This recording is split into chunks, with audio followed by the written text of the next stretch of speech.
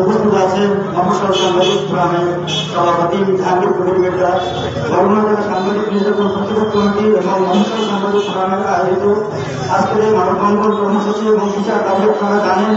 একজন সাংবাদিককে গলা কেটে প্রকাশ্যে হত্যা করা হয়েছে।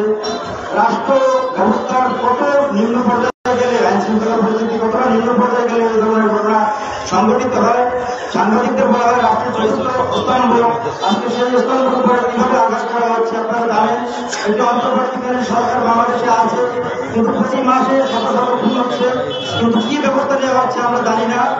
আমরা অন্তর্বর্তী সরকারের কাছে দাবি জানাবো, যদি আপনারা কন্টিনিউ করেন তাহলে এই সাংবাদিকদের নিরাপত্তা দিতে হবে। সারা দেশে সাংবাদিক নির্যাতন, ব্যবসায়ী নির্যাতন, ব্যবসায়ী খুন এগুলো বন্ধ করতে হবে। এগুলো বন্ধ করার জন্য যতটা কঠোর ব্যবস্থা গ্রহণ করা দরকার আপনারা যতটা কঠোর হবেন এ ব্যাপারে আমাদের সমর্থন থাকবে।